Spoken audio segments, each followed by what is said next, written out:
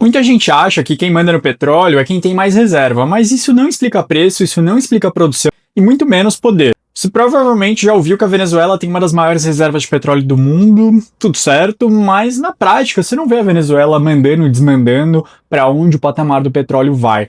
E uma dúvida muito relevante para o investidor é por que o preço do petróleo às vezes cai, mesmo se a tensão geopolítica está na máxima, se tem guerra acontecendo, começando, ficando pior. Então hoje eu vou dar um mapa para vocês em 3 camadas: a reserva contra a produção, a qualidade do petróleo e a oferta contra a demanda. E como que a OPEP e a situação macroeconômica se envolvem no meio. A reserva de petróleo de um determinado país é só um potencial que ele poderia colocar em prática.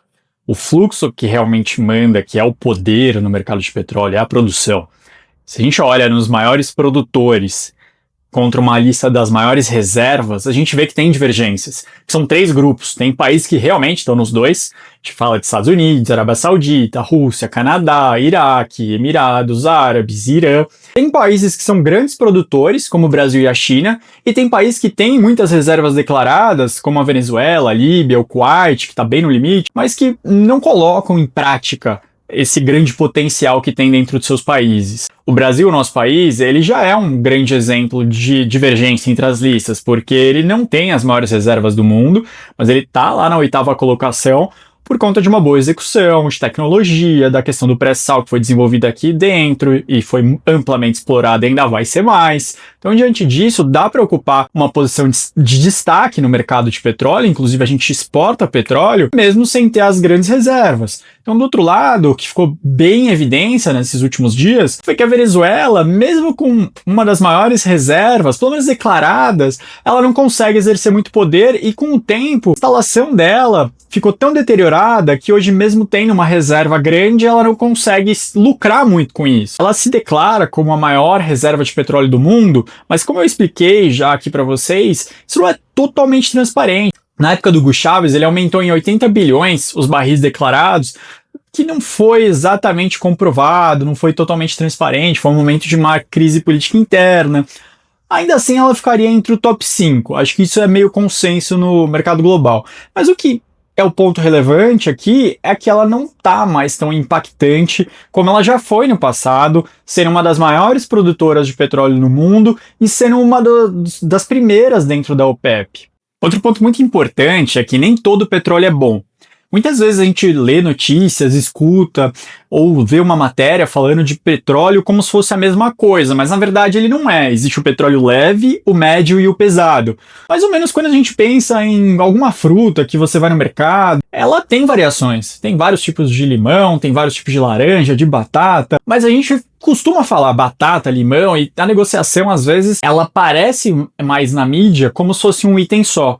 Para o petróleo é bem parecido. Pensando em dar um pouco mais de familiaridade, quando a gente pensa em petróleo leve, esse é o mais comum do seu dia a dia. A gente está falando na gasolina, no diesel. Quando a gente está falando do intermediário, que é o que o Brasil produz bem, a gente está falando já de querosene, também um pouco de diesel. E no pesado, o mais comum para o seu dia a dia é pensar no asfalto ou no um pouco do óleo combustível. O comum, ele é muito produzido pelos Estados Unidos e pela Arábia Saudita. Justamente por isso que a Arábia Saudita ela é tão influente no mercado de petróleo. Quando a gente fala no médio, a gente está falando do Brasil, da Rússia, e quando a gente fala no petróleo mais pesado, a gente está falando do Canadá, da Venezuela também. O petróleo pesado ele é um pouco mais caro para produzir, para refinar. Quando a gente tem uma crise no mercado de petróleo no sentido de piorar a situação dos vendedores, quem vende esse mais pesado, ele é o primeiro a sofrer. São os países que mais tem que ajudar os seus produtores locais porque eles vão reclamar que a situação não está valendo a pena produzir. Pensando numa conexão muito importante entre a geopolítica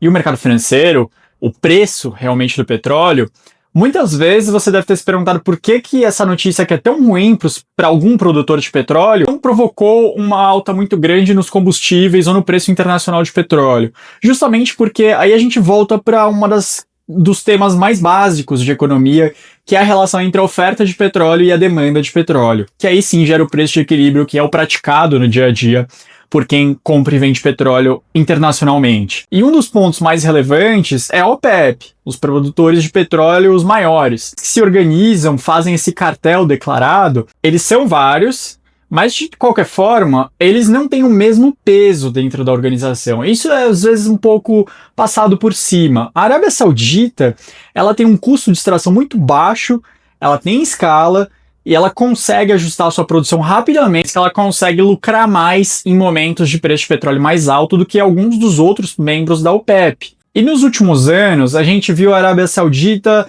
digamos, tomar uma parte do prejuízo, retirando barris de petróleo da oferta mundial para tentar sustentar o preço em patamares um pouco mais altos. Só que o que aconteceu? Como os preços, mesmo assim, não se mantiveram em níveis tão adequados e tinha uma tendência clara de queda nos próximos anos, muitos dos países membros da OPEP respeitaram por baixo dos panos vendendo petróleo para compradores, para tentar lucrar um pouco mais. Isso, obviamente, chegou num nível que irritou a Arábia Saudita e outros dos grandes produtores do bloco. E a partir do ano passado, começaram a entender que não fazia mais sentido ficar retirando produção que eles poderiam estar colocando no mercado. A sinalização, ela teve um impacto, vai ter um impacto ainda nesse ano e no próximo, porque é um grande sinal de que a oferta vai continuar crescendo, acaba puxando o preço para baixo. Então, se a Arábia Saudita sentiu que os países membros da OPEP, nem eles estavam respeitando o cartel e tentar ajudar a puxar o preço para cima, chegou num ponto que ela falou, eu também não vou. E eu vou aproveitar esse momento de petróleo minimamente adequado para tentar ganhar um pouco mais, porque eu entendo que ainda não dá sinais de crescimento para frente. Quando a disciplina dos países membros acaba, o objetivo deles vira defender participação de mercado. Por isso que a oferta sobe tanto. E um dos principais pontos é olhar para o lado da demanda. A gente tem Estados Unidos como a maior economia, a China logo atrás em segundo, e eles acabam ditando um pouco da percepção de como que vai ser essa força da demanda nos próximos anos, só que já há algum tempo a gente tem visto revisões, ou ano após ano, o crescimento desses dois países sendo menor. Com esse crescimento menor, você tende a enxergar que a demanda de petróleo vai ser menor ainda. Por isso que alguns correm para vender. Então a China tem mudado realmente seu foco, que antes era bem uma economia de investimentos, industrializada, agora tentando ficar um pouco mais parecido com a economia dos Estados Unidos, mais baseada em serviços, em consumo, e isso passa um sinal bem grande para o mercado de que cada vez eles vão crescer menos essa demanda por petróleo e por alguns outros minérios. Então esse menor crescimento de China e Estados Unidos, ele significa uma pressão de menores preços no petróleo também. Juntando a questão da oferta e da demanda, dá para entender por que mesmo com conflitos no Oriente Médio, situação mais tensa na Venezuela, situação mais tensa na Rússia, o preço do petróleo ainda vem de um ano bem fraco. 2025 foi um ano de queda relevante e 2026 a OPEP, a Agência Internacional de Petróleo, a maioria imagina que mais uma vez vamos ter um ano fraco em termos de preço de petróleo. Porque a gente está vendo a oferta subindo e a demanda baixando, ou seja, duas pressões que ajudam a puxar o preço para baixo, preço de equilíbrio do petróleo. Então, o mapa do petróleo, o que determina realmente a atratividade para investimentos no próprio preço, no próprio commodity, ou empresas que são exploradoras, que transportam, que refinam, ele diria que a reserva é só um potencial, a produção é realmente o poder, tem diferença entre a qualidade do petróleo produzido, que o preço ele é a relação entre a oferta e a demanda como em boa parte da economia. Por isso, no mercado de petróleo, não vence quem tem a maior reserva de petróleo.